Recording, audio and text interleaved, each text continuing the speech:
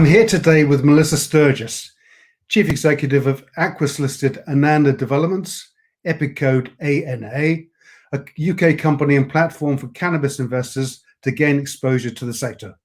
Melissa, it's good to speak to you. Hi, Alan. Yeah, good to chat to you too. Okay, so Ananda released a significant update on June the 25th that we're going to cover shortly. But before we do, can you provide us with a brief overview of Ananda's key mission and focus? Yeah, absolutely.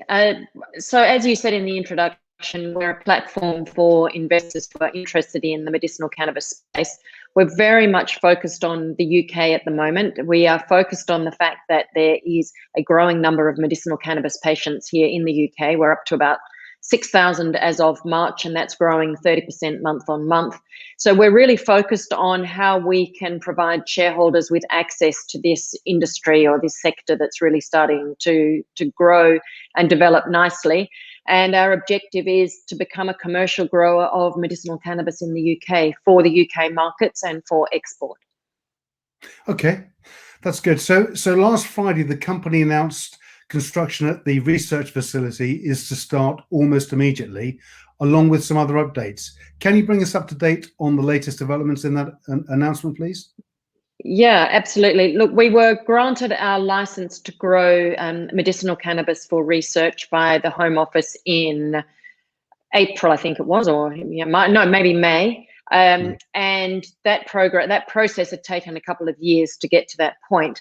We'd been fortunate enough to raise a little bit of money earlier in March. And so the minute we received our go-ahead from the Home Office, we were able to apply the funds that we'd raised earlier in the year to that process. So we're in train at the moment, refreshing some of the quotes to make sure everything's up to date. And we will push the button on the physical construction in July. So we're pretty happy that we've been able to get going so quickly, I must say. You know, it's good news for us, good news for shareholders, and good news for our research plans. Excellent.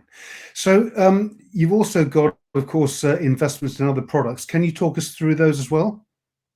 Yeah, we have a very small investment in a platform based in Israel, which is probably the preeminent global platform for conferences in the medicinal cannabis space.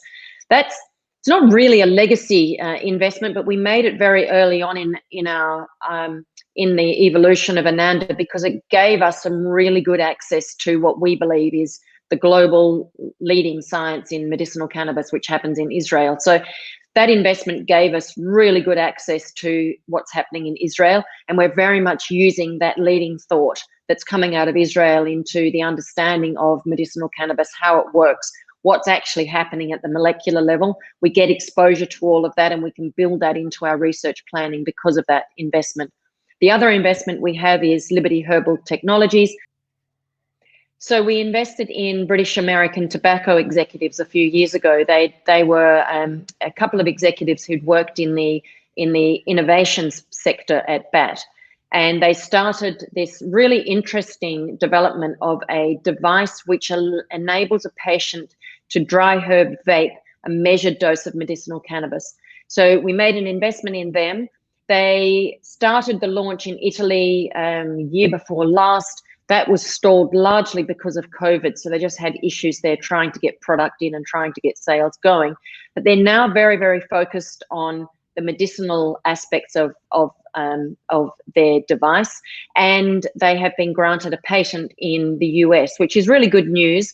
We're very interested in it from a UK perspective to see how we can maybe bring that device to bear on delivering measured doses of medicinal cannabis to patients. It's one of the big issues when physicians are prescribing medicinal cannabis.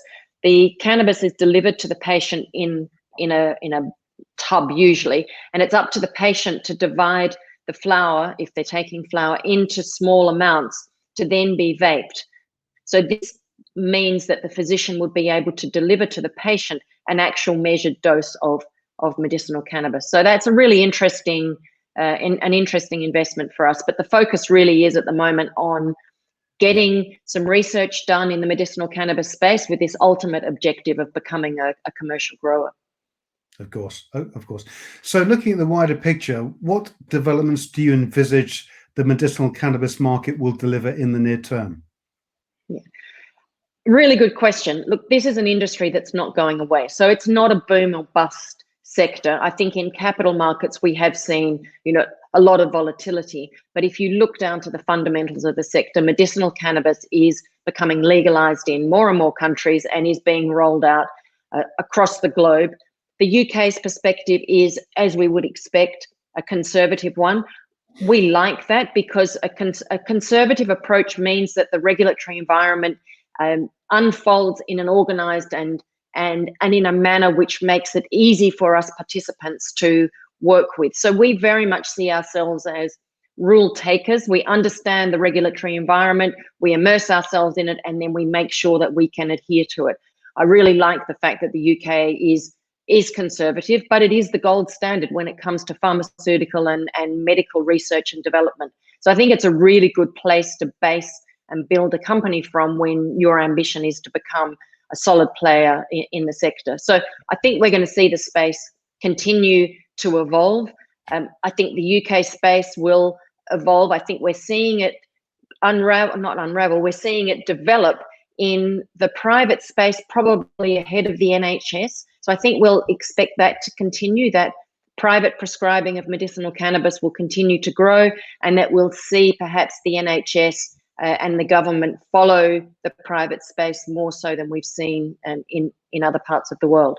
But we're very bullish, very excited. It's clearly a medicine that has many uses, and to quote probably the guy that we follow the most, Dr. Dedi Mary in Israel, it's going to be an increasingly used tool in the toolbox of prescribing physicians. It's good to see the UK taking such a proactive stance in this market. Yeah. Melissa, it's been great talking with you. Before we wrap up here, can you just tell us what key milestones investors should look out for in the coming months? Yeah, thanks, Alan. Look, the first thing we have to do is choose some strains of cannabis that we're going to grow as part of our research. So that process has happened. We've chosen 13 strains of cannabis. We'll be planting 5 seeds from each strain, because you see variability between strains of cannabis, but you also at the moment, because the genetic part of the whole cannabis story is so new, you actually see lots of variability within seeds within one strain. So we'll be planting 13 strains, 5 seeds of each strain, and our objective is to crossbreed or breed these plants to stabilize these strains. So you'll be seeing news flow from us about the strains we're choosing, about the growing, about how we're going with the harvesting and the analysis, which will all be done in Israel, and us moving towards stabilized plants, which then ultimately we hope to transition into commercial growing. So it's really all about that over the next few months. Excellent. Well, Melissa Sturgess, CEO of Ananda Developments, thank you for joining us today. Thanks, Alan.